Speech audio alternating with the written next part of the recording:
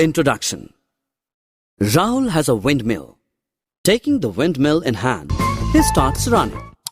See, the windmill in his hand is moving so fast. How does it happen? See, this boy is flying a kite. The kite flies so high. How does it fly?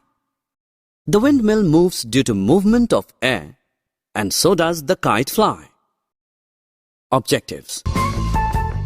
At the end of this lesson, you will be able to define air, explain the different constituents of air, discuss the properties and uses of air, explain air as a mixture. Are you feeling hot due to lack of air? Now put your ceiling fan on. You can feel the presence of air. You must have sensed the nice cold breeze in a fine morning. This is also due to movement of air. This moving air is called wind. We can know the direction of wind with the help of wind vanes. Air is colorless and enables us to see everything through it as it is. It has no smell and taste.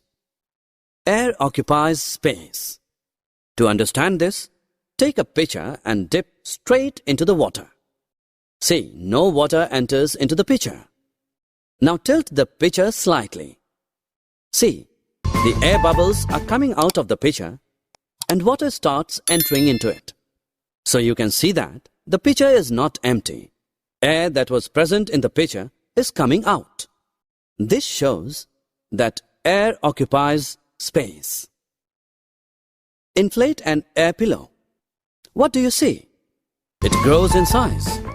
This shows that air occupies space and has no definite shape. Air has weight as well. Put the air-filled ball on one side of a balance and a similar empty and squeezed ball on the other side. You can see the pan with squeezed ball goes up, indicating that it is lighter than the air-filled one. Now take two empty test tubes and place a balloon over the mouth of each bottle. Put one test tube in a pan of hot water and the other one in a pan with ice. Observe carefully. The balloon on the test tube in hot water begins to inflate. This is because the hot water heats the air inside test tube and the ice cools the air in the other. When air gets warm, it expands and rises, which inflates the balloon. On the other hand, cool air contracts, causing the other balloon to shrink. This shows that air exerts pressure. Take a cylinder fitted with piston. Press the piston inward. You can compress inside the cylinder, so air can be compressed.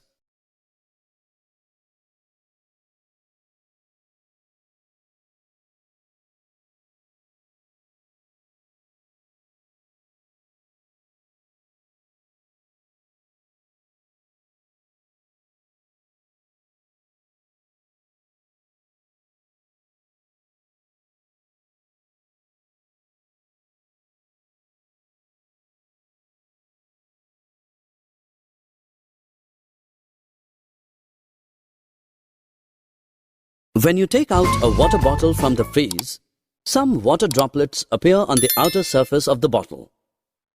Where do the water droplets come from? Is water leaking through the bottle? No, it's not the case. Water vapor present in the air turns back into liquid when it touches the cold outer surface of the bottle. This proves air contains water vapor. Now take lime water in a test tube. With a syringe, blow some air through this solution.